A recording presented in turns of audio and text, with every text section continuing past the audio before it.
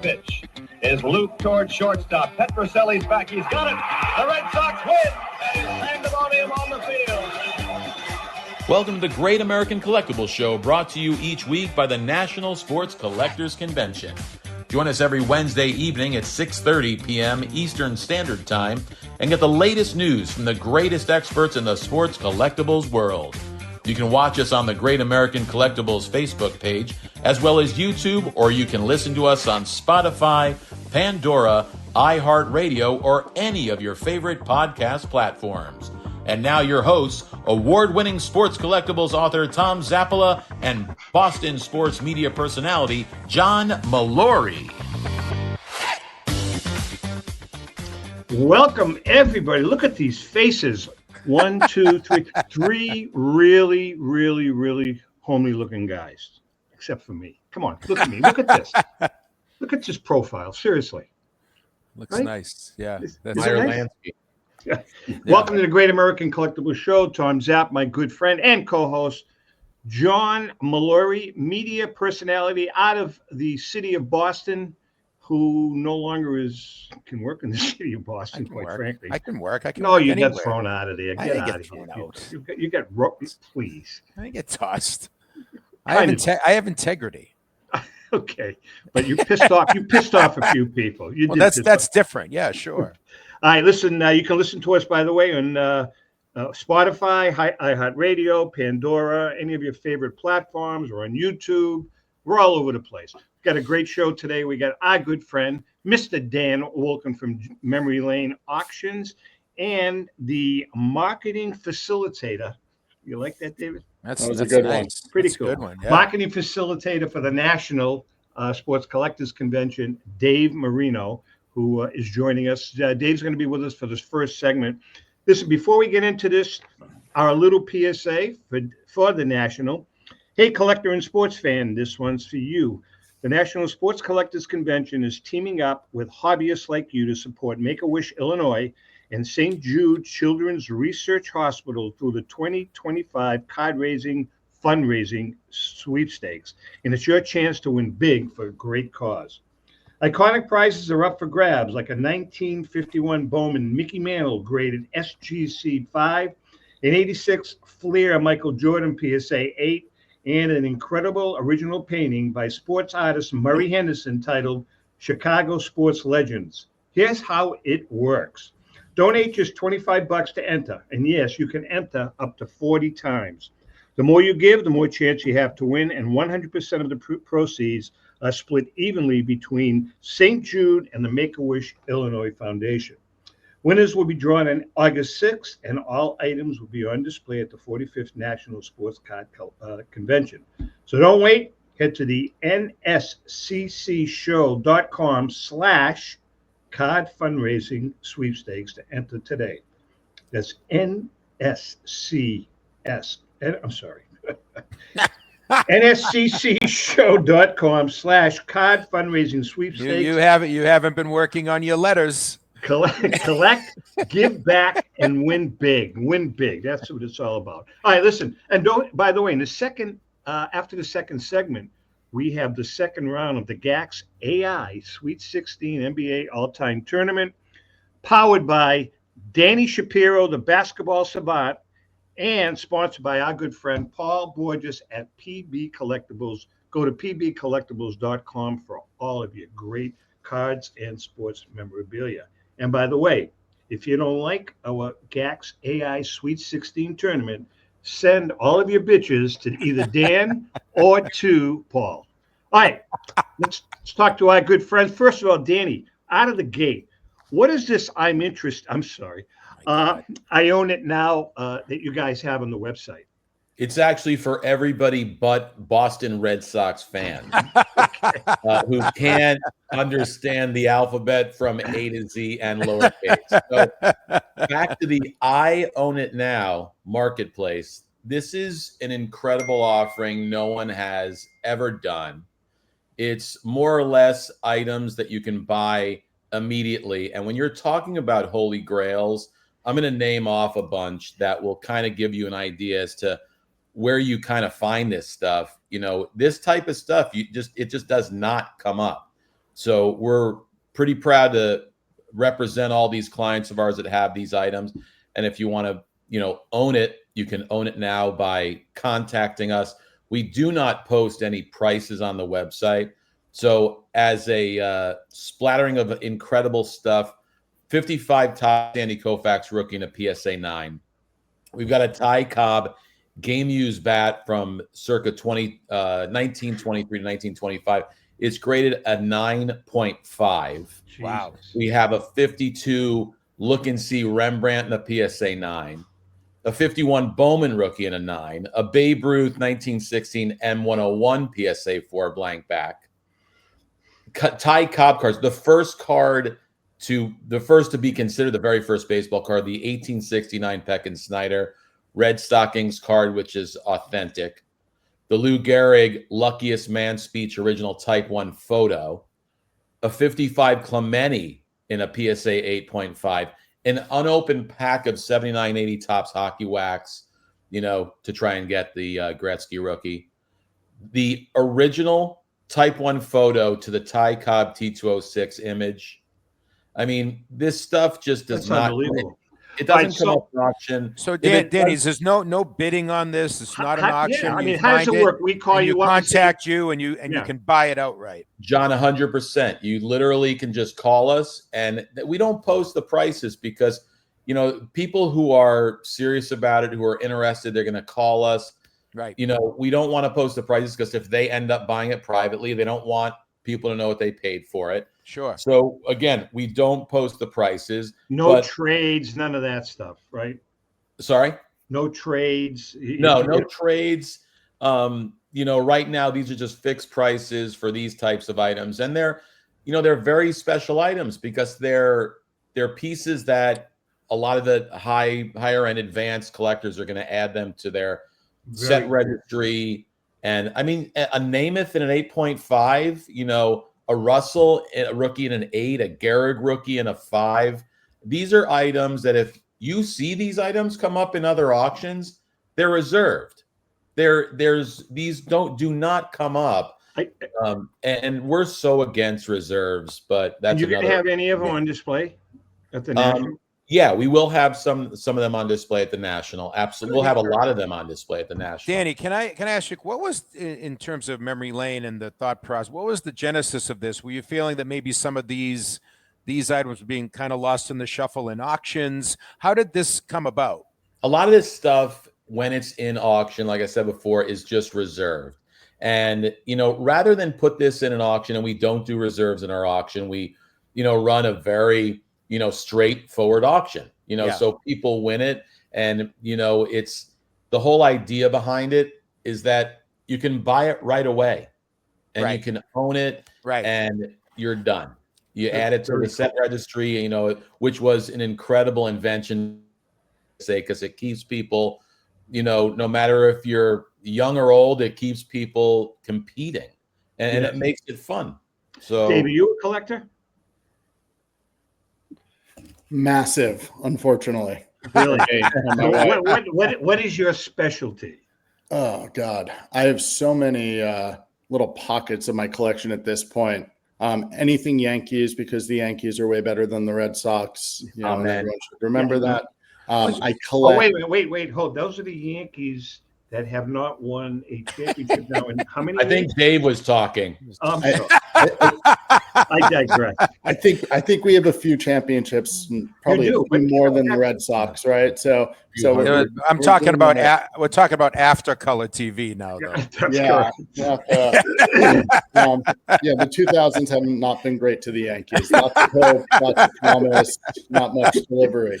Let's just do this the rest of the show. Listen, the rest of the league can benefit from our incredible farm system and grow superstars that were meant to be Yankees. I think the Red Sox have a catcher, right? In that farm system. Yeah, got it. Okay. I collect some really, really weird things. Lots of 1980s, 90s Jets players. I have a really, really fun Don Mattingly collection that I love.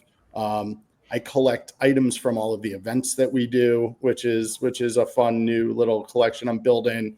but mostly now modern trading cards. So, what is your role? What is your role for the National this year? Great question. I do a little bit of everything. So we produce the National experiences, which are all of the events that surround the National now in an official capacity. That includes the VIP party, the corporate partner and dealer welcome night, and the trade nights. So there are now 3 official trade nights that have been a real hit. By the way, we're going to be broadcasting from the National on Friday, the Friday of the National, from 1 to 3 on the main stage, which I think they've moved, or they're in the process of moving. I guess it's going to be kind of like at 42nd and Broadway. It's going to be a beautiful location. So stop by and say hi. We have a panel. We're going to have a panel discussion for 2 hours, 2 separate panels, a lot of giveaways. So we're going to have some fun with that.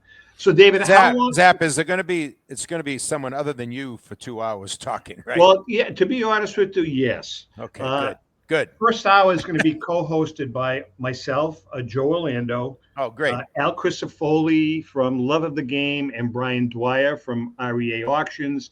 Second hour, Derek Grady, Joe Tomasulo, and I don't know who the hell the third one is. I can't remember. Oh, Brian Drent.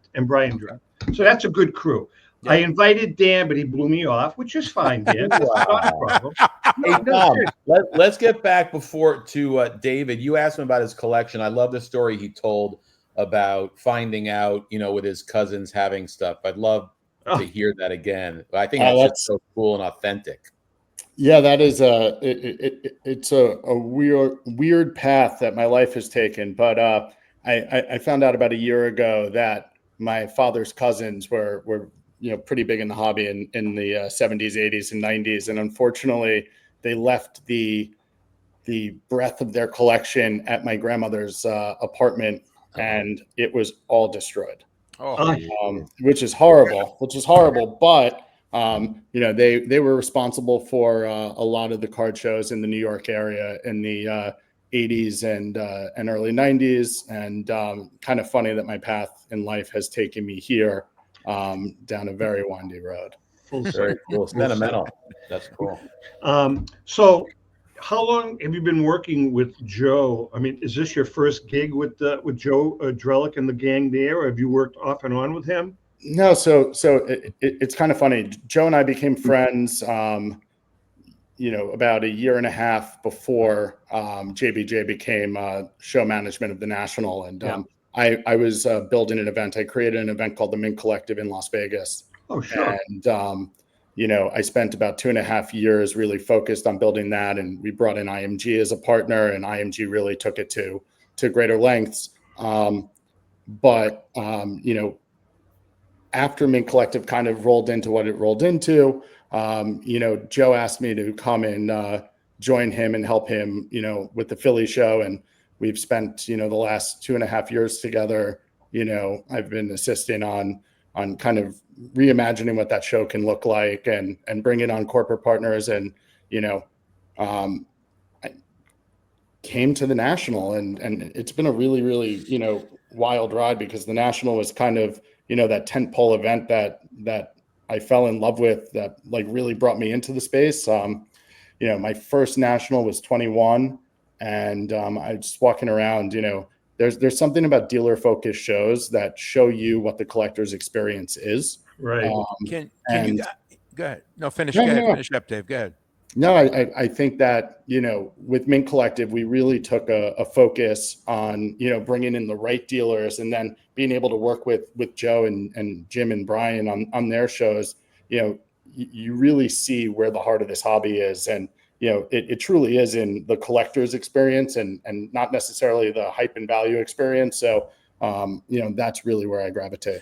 In doing the show, like over the course of the year, it's like everything that we do, and even some of the questions, no matter what time of year that we ask these questions, the National is sort of omnipresent, in the hobby. And maybe it's the time of year it is, because it's sort of like mid-year.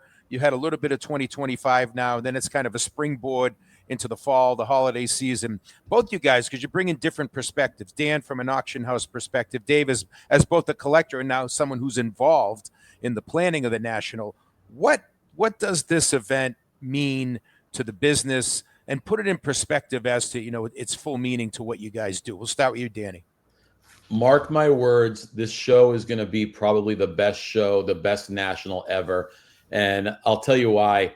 There has become a gluttony of interest from all walks of life. There has been additions to, the marketplace with athletes buying stuff, with which I hope to God they tread lightly when they're buying all these modern cards of themselves for $100,000 and $200,000 that could drop.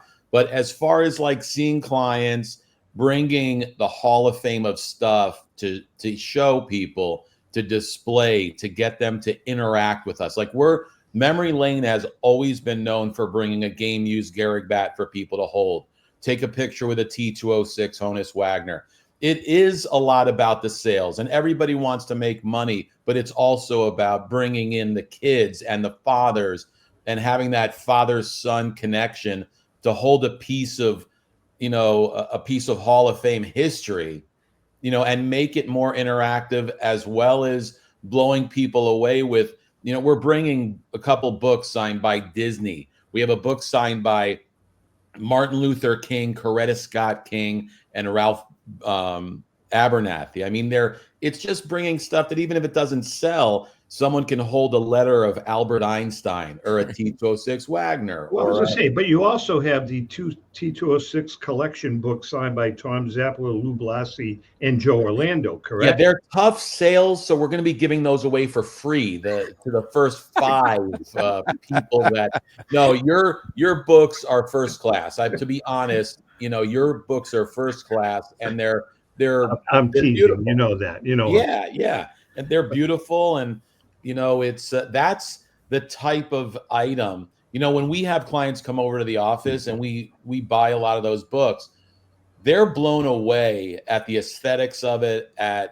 They're very pleasing on the eye to read. Well, I got to tell you something. Based on book sales, and this is really a thank you to you guys. Our book distributor sends us the numbers, and you guys over the years have bought a ton of books between the Cracker Jack book and just different ones. And I'm sure you use them as giveaways, but thank you. We appreciate it. I mean, yeah, it's important because people, I'll give them away to kids that are 12, 13 years old, and they're blown away. And I appreciate that. Yeah. Hey, David, I do have a question regarding the Philly show. I was having a conversation with Joe a couple of months ago, and this coming September is the 50th years of the. Now, he said to me that you guys are going to do. I know it's probably a little premature, but there's some big things that are going to be happening for that. Yeah, it's funny. I think I'm more excited for the 50th anniversary of the Philly show than Joe is currently with the national coming. That's what because he asked us. We're going to be broadcasting from there. Rico and I and JM. You're out because it's your 60th or 40th or whatever the hell it is, right? Is that weekend in September? Yeah. So yeah, I don't know where I'll be. Rico and I are going to be doing. We'll be doing the show from there. We're going to be broadcasting from there, but that's going to be quite the event with a VIP reception, all that good stuff. Yeah, it's we're in planning stages. There's a ton that's going to be coming, to the table between the second national ends and I believe it's September 21st weekend. Is that the 18th, 18th, 19th, whenever it is? Yeah. We've been working behind the scenes, trying to bring in some interesting partners, teams, create some events. I know Joe is going to focus on the signers for that and working with our corporate partners on creating, 50 something. Right. So the idea is, let's celebrate the 50th with either 50 unique items or the top 50, cards that Memory Lane has ever sold. Let's do something that is going to tie directly back to the community and the show. I've been going to that show since it was in the casino in the basement. Right. Very cool. What Joe has done with that show. Similarly to what Jim and Brian did, with the East Coast National and Gloria shows. People forget that the hobby was very different pre-2018, right? And being able to maneuver and execute at a high level from 2005, 2010, 2000, like the business that everyone has built pre 2018 is a testament to what this community is. Right. And listen, I personally believe everything's cyclical. I don't think you'll ever, see the turn after, the 90s era, but you have social media now, you've got a massive community of people and frankly, big supporters, right? Right. You have Fanatics, you have eBay, you have all of these companies that are coming in and propping up the industry in a positive way and creating these tent poles for it to expand. But, to bring it back to your question, the Philly show has expanded, 4x in size and the demand just ever increases, right? Right. The national has expanded, sorry, I'm going to rant for a second, but, back to John's question, if you look at, how an event like the national is put on, Jim Ryan, Brian, Joe, the board, these people are working 12 months a year to definitely put the event on. And No I doubt. think people forget that there's a board of trustees of people that have been involved in the national since 1980, some of them, Sure. one way or another, that you have a show management team, you have people like our marketing team and experiences, and then our corporate partners, some of them are working all year to produce the national, to make sure that it's the best possible experience for our attendees. And frankly, I was having a conversation with Jim and Joe in September of last year, and it was, the national's been growing the hobby since its inception, right? If you look, small ballroom, LA, 1980, I think it was 10,000 square feet, pre-social media, pre-cell phones, obviously, right? Like you really had to go to connect with everybody. Right. And right. if you look into where it's come today, I mean, you're over 600,000 square feet. I don't even want to opine It's on crazy. how many Absolutely attendees. crazy. I think with the Philly show, it'd be great to have game use stuff like hit up John Tawby and Zane Burns, get some Pete Rose stuff, Mike Schmidt, game use jerseys, bats. That I bet you people would love They to. would. All right, listen, we're going to take a break in about 30 seconds. David, how can people find out more about the national? Go to the website? Yeah, I'll give the call letters. It's nsccshow.com. I don't want you to trip over them again.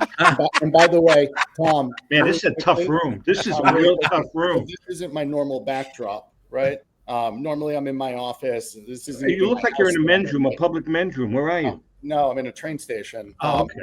I'm in a rental currently for 4th of July, but I'm going to go buy 10 of your books, and I'm going to keep that as my backdrop in my office. No, don't do that. 100%. Take the plug.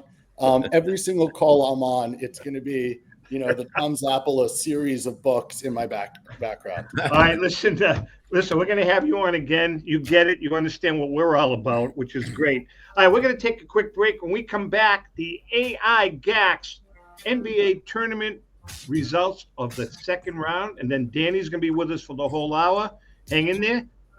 David, thank you so much for joining us. We'll Thanks, get back Thank you guys so much. David, take care. Yep, Daniel, we'll it's be a right pleasure back. to meet you all. You as Hang well. in, guys. Take care.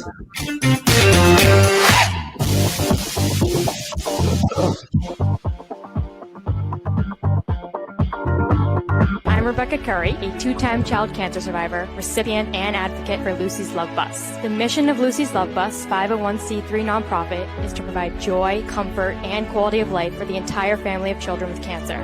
Since 2006, they have delivered love and comfort to over 3,000 children with cancer and their family members across New England. The dream of Lucy Grogan, an 11-year-old cancer patient, was to help kids with cancer who are suffering right now, before there is a cure, by offering free, integrative therapies like art, music, horseback riding, and many other activities. Unfortunately, Lucy passed away, but her dream lives on, and today Lucy's Love Bus is thriving. I'm Red Sox Hall of Famer Rico Petroselli. I hope that you'll consider supporting Lucy's Love Bus and all of those children who have been stricken by cancer. The Great American Collectibles Show is partnering with Lucy's Love Bus to help these kids. Let's continue Lucy's dream. Please go to lucyslovebus.org for more information. Since 1996, Brian Drent and the staff at Denver's Mile High Card Company have led the charge in the collectibles hobby. Mile High is a full-service dealer specializing in buying and selling cards and offers a competitive consignment program for all collectors. Whether it be their computerized want list service, appraisals, or auction services, Mile High has it all. If you've been searching for a company with a selection of high-grade vintage 1888 to 1970 baseball cards and memorabilia that shares your passion, aim high, Mile High. Go to milehighcardco.com or call 303-840-2784 for more information.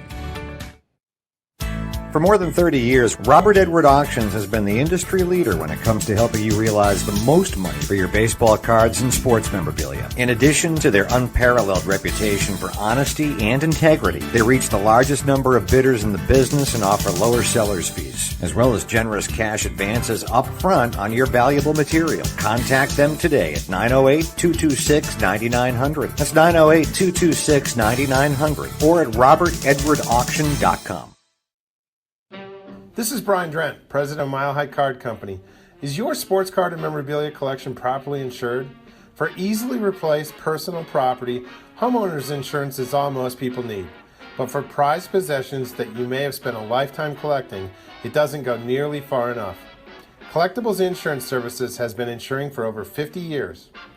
They offer a full range of protection and a $0 deductible at an affordable rate with no appraisals required. I know because they insure my collection. If you have a minute, go to collectinsure.com and learn more about insuring your personal card or memorabilia collection. Hi, this is Dan from Memory Lane Auctions, here to remind you that the renowned Memory Lane Collectibles Company has served as a beacon of light to the collecting community for the past several decades. Indeed, folks, it has been our utmost privilege and pleasure to provide the most enthusiastic collectors with an abundance of the finest sports cards and memorabilia for America's most coveted sports personalities via our world-class auctions.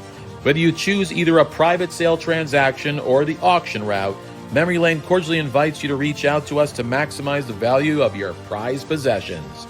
Also, it is not just sales that we pride ourselves on being the best of the rest, because if you are seeking a particular keepsake for your esteemed gathering, we will be relentless in our quest to find that special piece to fulfill your collecting dreams. So no time to wait. Reach out to us today for the purposes of capitalizing on our unparalleled marketing capabilities. Simply pick up the phone and dial 877-606-5263. That's 877-606-LANE, or find us on the World Wide Web at www.memorylaneinc.com. Now is the time for your valued consignment to ultimately become another one of Memory Lane's record-setting prices. How would you like to own the bat that was used by your favorite player when he hit that towering home run or game-winning base hit? Now look no further than JT Sports, specializing in the sale and authentication of professional game-used bats. As the official authenticators of professional model game-used bats for PSA DNA, JT Sports will guarantee the authenticity of any bat purchased from them. JT Sports also buys and sells game-worn uniforms, gloves, and baseball equipment. The unique quality of the collectible is what JT Sports is all about. Give them a call at 609-487-8003 or check them out at GameUseBats.com.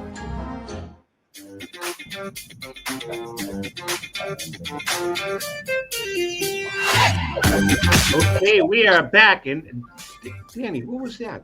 Giving me the. That was pretty good the way you did that. Did I do that? Yeah. All right. No, but you did it to someone off the camera. Alan's here just visiting. Alan, I love Alan. He's got a very distinctive voice. He not only does he, but this guy, it just, you got to love him. Yeah, come on over. Yeah, get him on there. Coming in hot. Alan, hey, how are you? Alan, I was just telling you have a very distinctive voice. Every time I call, you sound like a professor. You should be at Harvard. Wow. Nobody's ever told me that. Thank you so much. You're quite welcome. Right. Now, Tom, now I'll go away. Tom, just a quick question, Tom. What is, I know Yale, but what is Harvard? Harvard. Harvard. It's like a rash that you get in Massachusetts. It's a school. It's an ultra liberal school located in Cambridge, Massachusetts, is called Harvard University, soon to be called Northern Essex Community College, after the feds are done with them. Okay, it's it is. located in Massachusetts. Oh, forget it. Go ahead. It's time for the GACS. It's time for the GACS AI Sweet 16 NBA All-Time Tournament, powered by Danny Shapiro, the basketball savant, and sponsored by our good friend Paul Borges and the great gang at PB Collectibles. Now, last week in the first round, the 1995 Chicago Bulls crushed pretty much the 1963-64 Boston Celtics 125-92. Round two, we have the number 2 seeded 2016-17 Golden State Warriors versus the number 15 1960-61 Boston Celtics. Who do you think won, Danny? Definitely the Golden State Warriors. Yeah. By 6. By 6. No. JM, what do you say? Well, I'm looking at it, so I did show research, so I know this final score. Okay, so the round two, the Golden State Warriors bested the 1960-61 Boston Celtics by a score of 121-90. Now, we don't give out the individual team score stats because AI chooses not to do that. But here's a little summation of the game. The Warriors' strength lied in their exceptional three-point shooting, led by Steph Curry and Klay Thompson, the Splash Brothers. This skill wasn't emphasized in the same way in the 60s, and their ability to space the floor and knock down shots from deep significantly impacted the game. Modern offense and defensive concepts, if you look at them, modern NBA strategies including zone defenses, switching defenses to counter specific offensive players, and a focus on open layups and dunks are more complex today than they were in the 60s. The Warriors' mastery of these tactics gave them a significant advantage. Individually, the 2016-17 Warriors boasted a star-studded lineup with multiple All-Stars, including Curry, Durant, Thompson, and Draymond Green. Their individual talent and experience was a major asset. Dominance in the paint, though, for the Celtics, the 1960s NBA heavily revolved around dominant big men like Bill Russell. The Celtics' strong front court, potentially featuring players like Bill Russell, posed a challenge to the Warriors, who did not have the same type of dominant presence in the post that the Celtics have. Red Auerbach was a legendary coach known for his emphasis on defense and fast break. While the game's strategies have evolved, Auerbach's tactical knowledge and motivational skills were still formidable.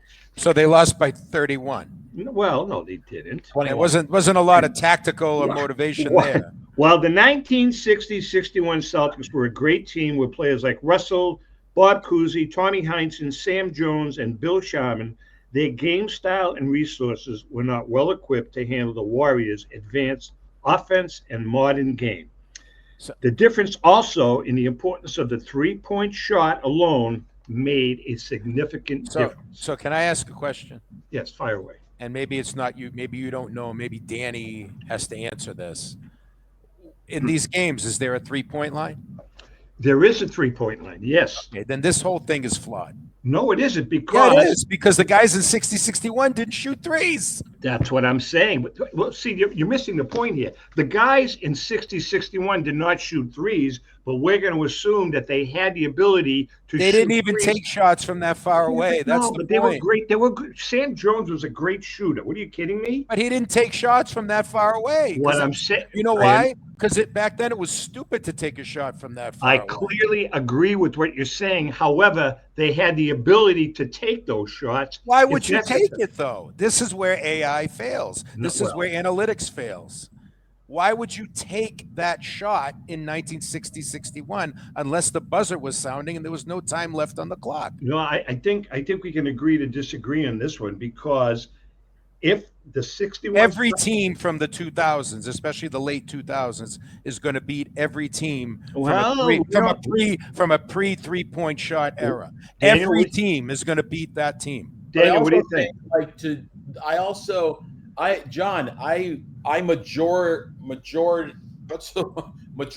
Majority. Try saying NSCC.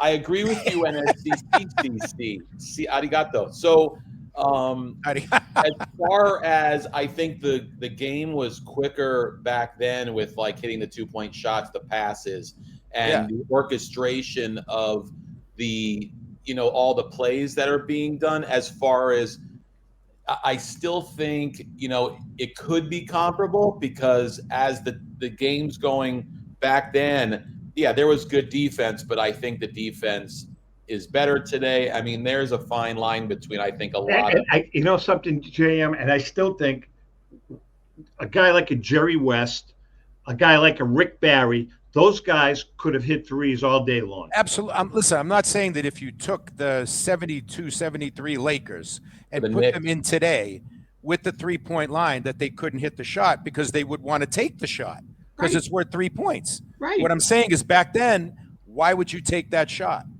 It's not worth an extra point. You could go in for the layup and get the same amount of points. No, but we're assuming that like those old Celtics teams are playing in today's world. That's what I'm trying. That's the point here. Oh, I thought it was the old team playing. No, we just have the two teams. I mean, the way I'm looking. I mean, this is great. I love this. Is fun.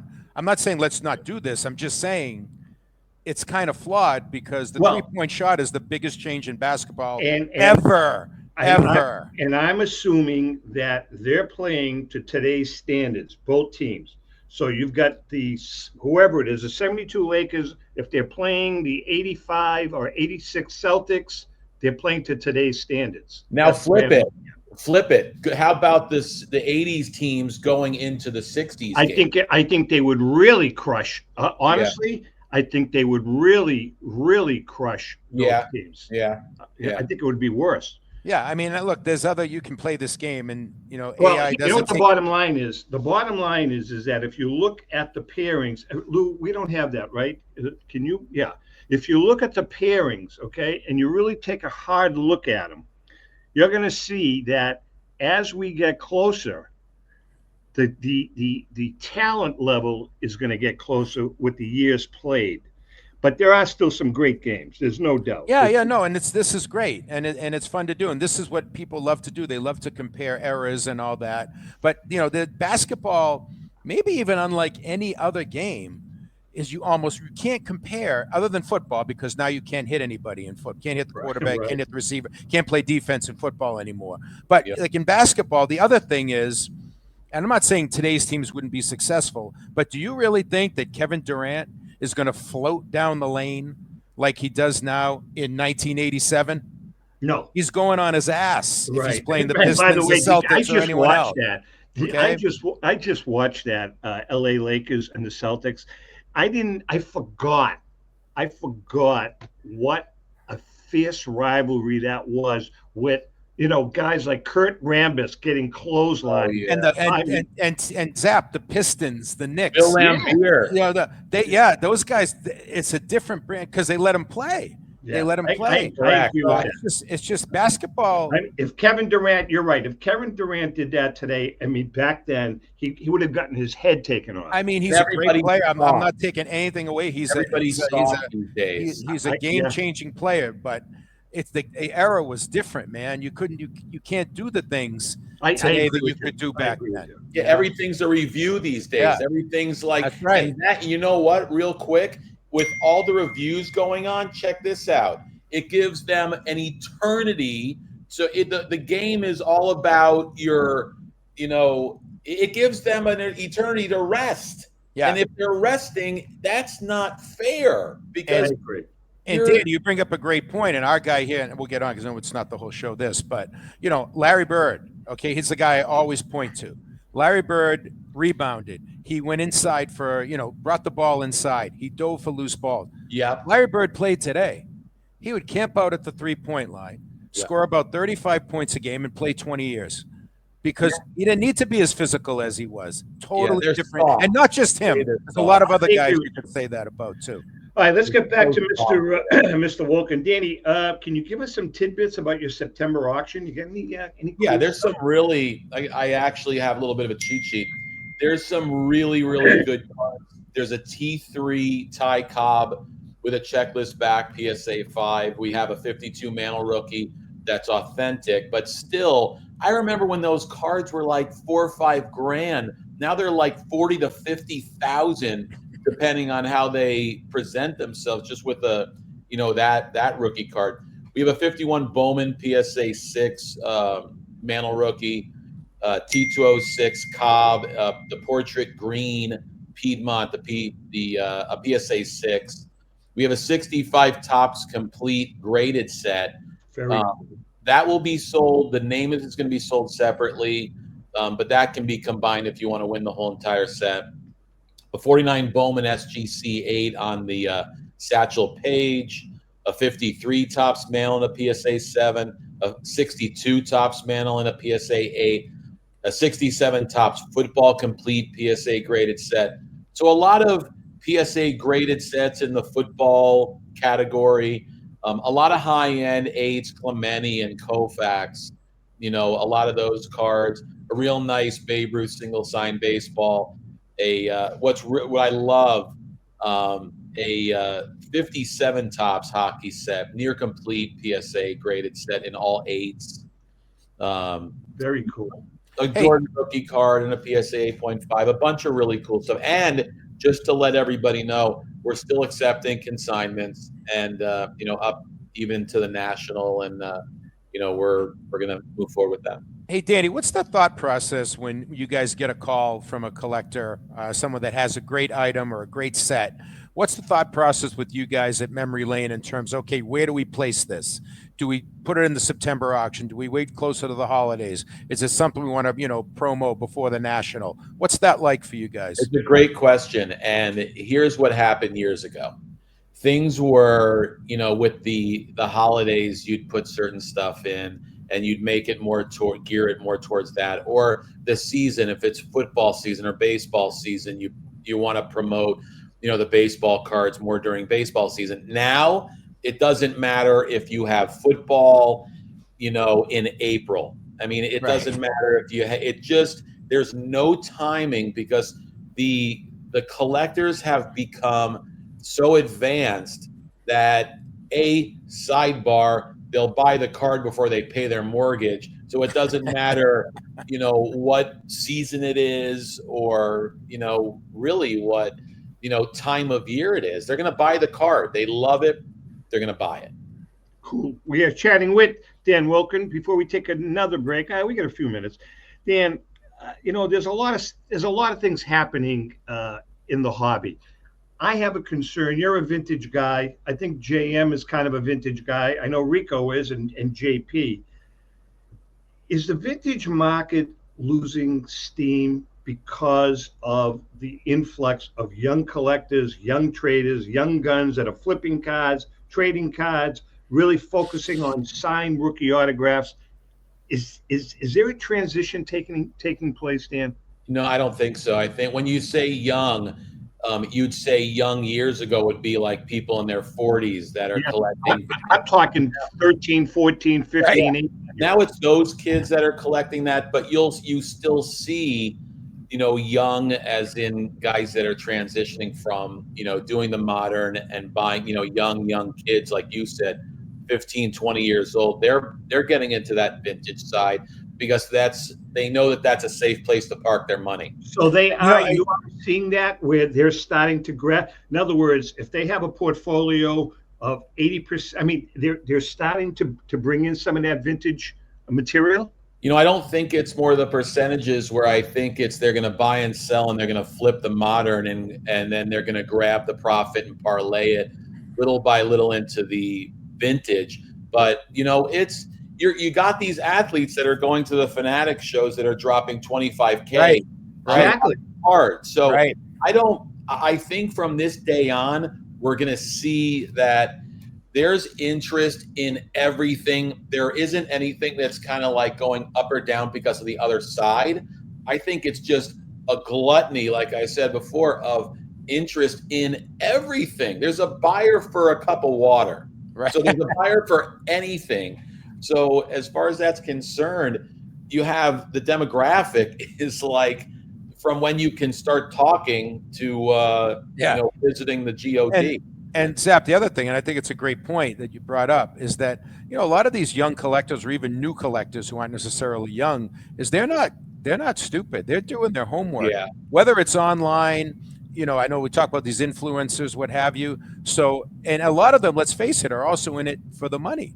And everybody's an expert. Yeah, they're doing their homework. So I think I have no data on this, but I think they're going to gravitate to vintage because they realize maybe that is a better investment. I'm hoping that's the case. That's why vintage, real quick, that's why vintage will hold its course, because it's all about the pop report. It's all about the supply and the demand. And you have all these kids grabbing these apps that are going to tell you what the last sold card is, like what the last card sold for. And they're all experts on this stuff, but good luck in getting a pop 3 52 mantle 10. It's you have to look at the pop, and you can name your price because there's always going to be another buyer that's going to jump, pay more than the last sale. Dan, before we take a break, one more question regarding cards.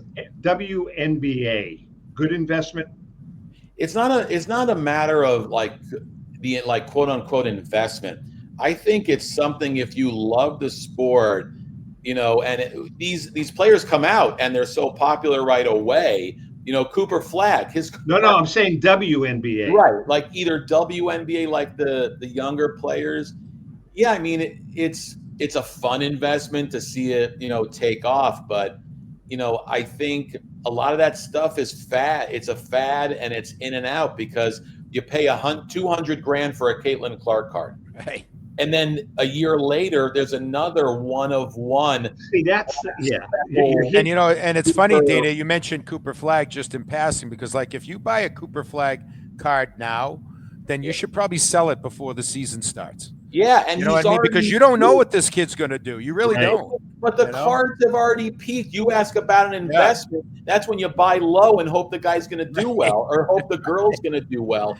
Yeah. Here, you already have these rookies coming out that they're paying $5,000 and $6,000 for a card, and they haven't played one game. Yeah, who is paying these prices? I can't wrap my arms around it. All right, listen, we're going to take a quick break. We have another segment with Dan the Man Wulkan from Memory Lane Auctions. JM is in the house. Louis behind the glass. We're going to take a quick break. I have my Ritz crackers, baby. I love my Ritz crackers. Hang in there. We'll be right back.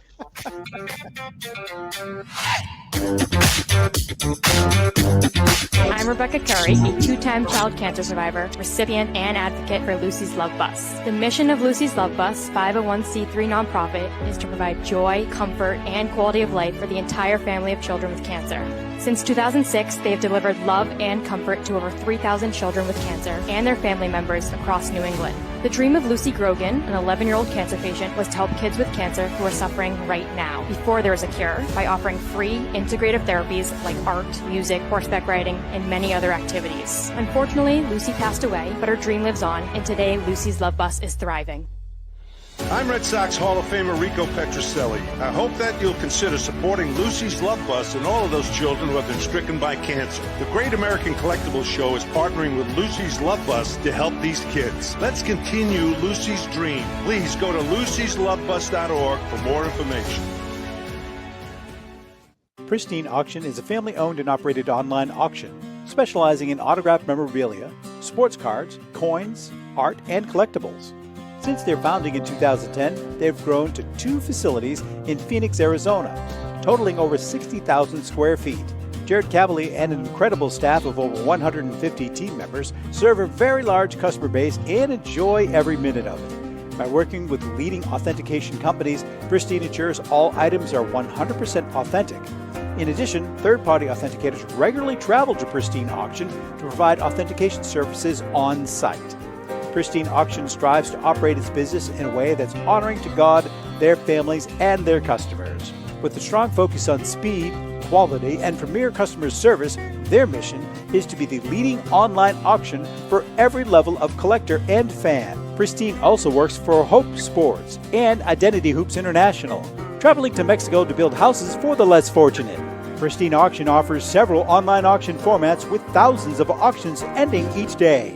For more information, go to pristineauction.com. That's Pristine Auction, the best in the business. If you are a discerning collector interested in owning the most important pieces in the hobby, look no further than Leland's Auctions. The original sports auction and appraisal house, Leland's was established in 1985 by legendary Pioneer founder Joshua Leland Evans. And today, President Mike Hefner carries on the tradition. From the Tom Brady card and memorabilia collection to the famed Boston Garden auction to high-end card auctions from every major sport, Leland's has always maintained the highest standards. Go to Lelands.com and get your bid in. That's Leland's, the hobby's leading sports auction house for 4 decades. It's often been said that championships are won on the practice field, and world records come only to those willing to work harder than everybody else.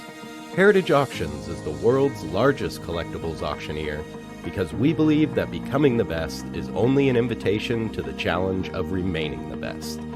This requires the skills of the hobby's top experts, capable of identifying and maximizing value for our consigners. It requires the most visited website in the industry, courting a global audience of collectors over 1.5 million strong. It requires a dedicated press department that expands our global reach far beyond the entrenched hobby marketplace. It's hard work, but a simple premise. Present the finest collectibles to the largest population of potential buyers, and world records will come. We invite all listeners to put the unmatched power of Heritage Auctions to work for you. Auction evaluations are always free, and our commission-based fee structure ensures that our interests are always aligned.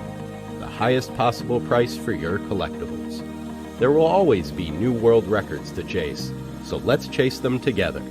Visit our website at ha.com and request your no-obligation review today.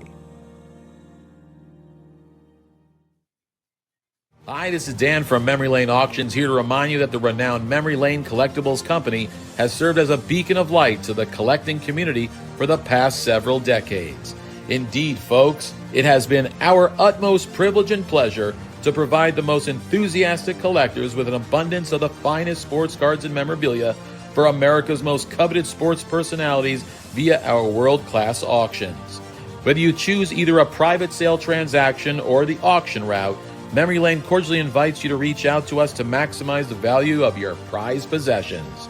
Also, it is not just sales that we pride ourselves on being the best of the rest, because if you are seeking a particular keepsake for your esteemed gathering, we will be relentless in our quest to find that special piece to fulfill your collecting dreams.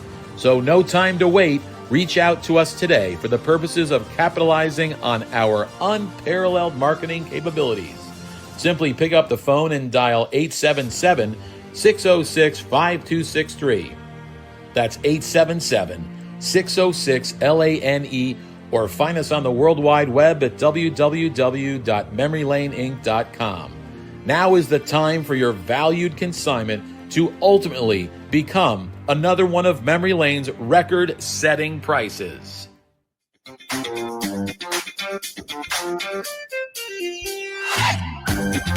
Okay, we be back. And Dan, welcome from Memory Lane Auctions is joining us. Hey, next week, by the way, guys, next week we have a barn burner.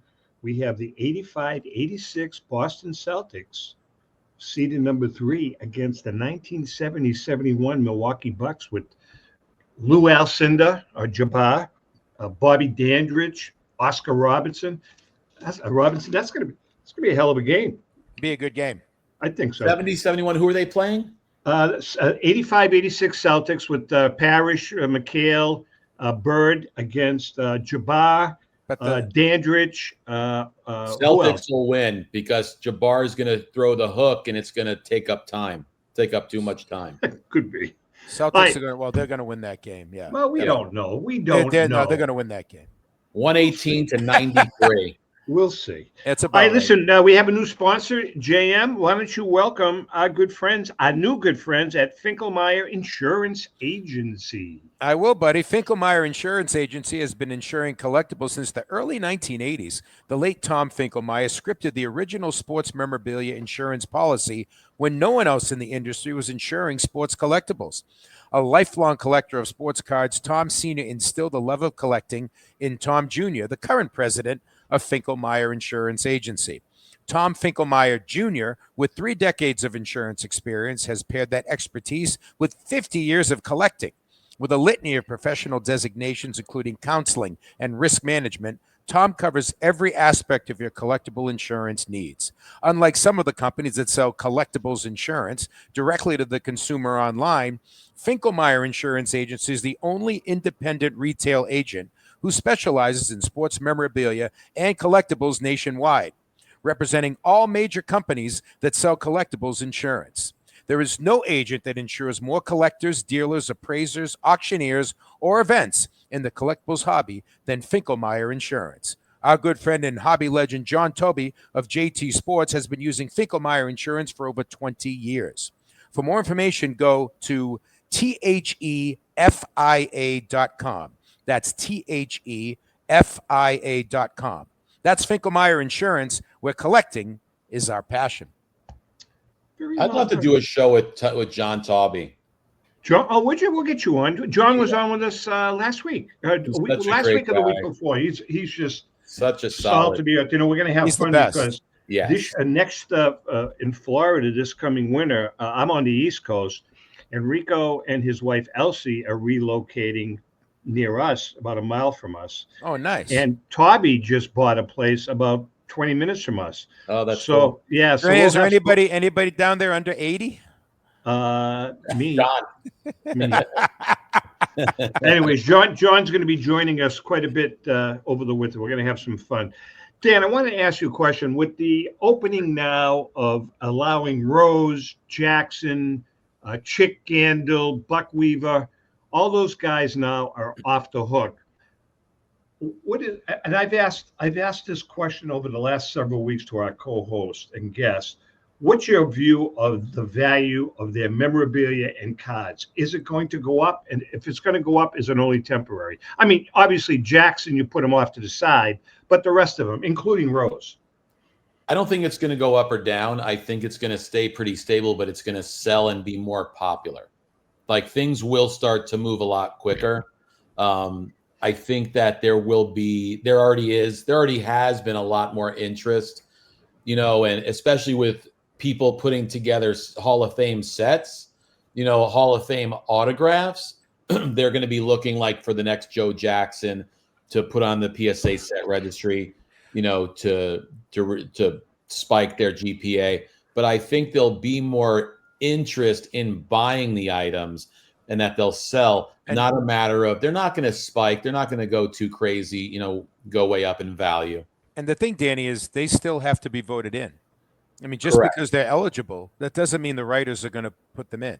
So, you know what I mean? In terms of the Hall of Fame. So we'll have to wait and see. Yeah, that's a good point, John. James, you're bringing up a very good point. I never thought of that. I mean, do you think that there's really could be a problem for Joe Jackson and Pete Rose? I mean, forget the other guys, but those two? I honestly don't think so, because gambling has become such a part of sports now. It's like it's everywhere, right? Yeah. So I think that they're going to feel there's going to be a lot of writers out there, especially the old guard, who maybe thought that he should have been eligible before this, that are going to love being able to put his name down. I want to get Lou. I want to get Lou. Yeah, Lou's a great guy to ask about. Yeah, Lou is. Lou works behind the scenes for that stuff. Lou, what are your thoughts on that? Well, again, with Pete Rose, I would have been fine, and I said this for years. If the Hall wanted to deviate from Major League Baseball and elect him into the Hall, I'm perfectly fine with that. Yeah. Baseball cannot reinstate him. Betting on baseball is the cardinal sin.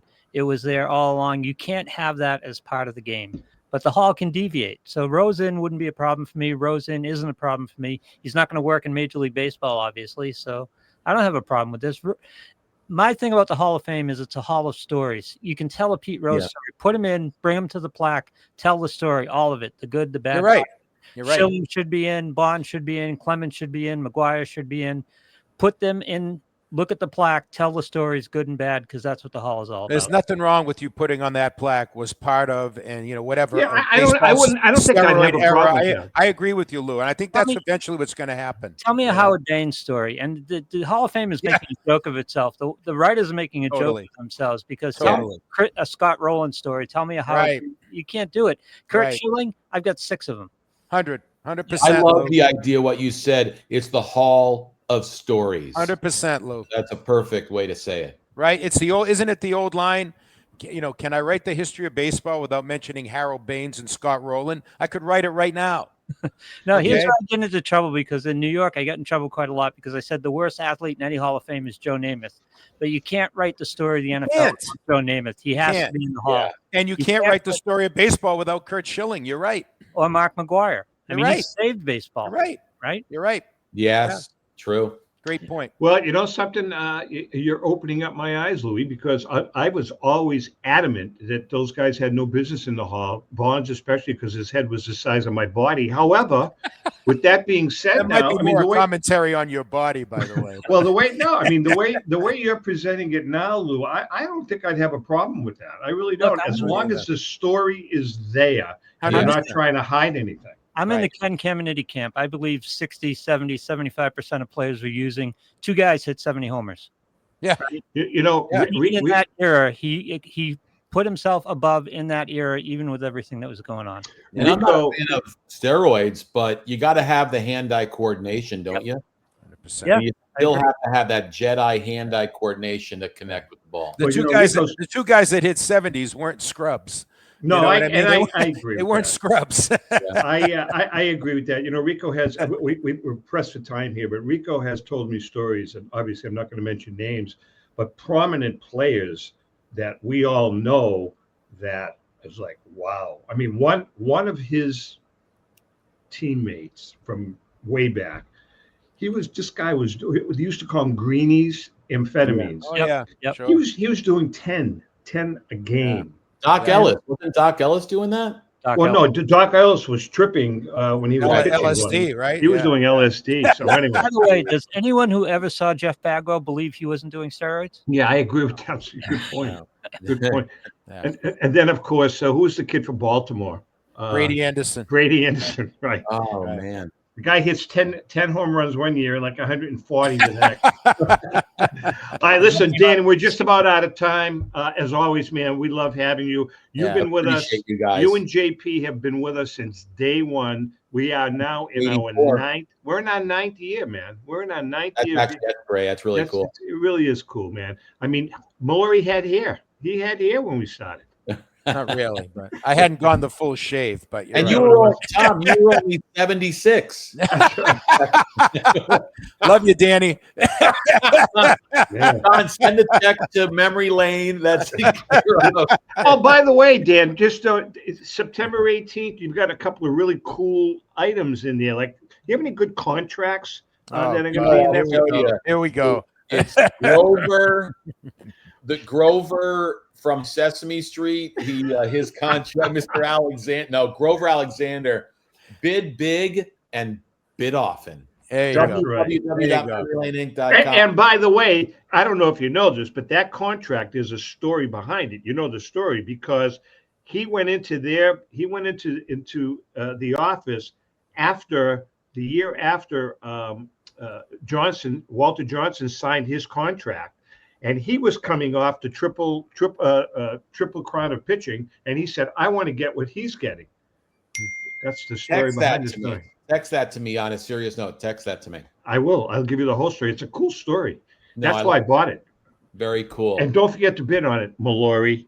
All right. With that being said, Lane is still accepting consignments again. www.memorylaneinc.com. Give us a call 877-606-5263. Thanks, guys. Thank you. Say hi to JP. Thanks, say hi to Leslie and the gang back there. JM, we'll see you down the road. Couple weeks, brother. Yeah. Louis, great job as usual. Nice and job, to our viewers and listeners, again, thanks for all the support. We're going to be at the National, but we have a couple of more shows before that. By the way, Hall of Fame, TZ, July 16th. Ellen and I are going to be at the Hall of Fame, giving a little talk and doing a book signing. We're very excited about that. listen, just try to do some justice to Lou and I's writing. Okay. I will Just do try to that. get a little bit. And Tom, I'll be in Italy, so I'll miss you. Oh, very good. With that being said, to our viewers and friends, happy collecting.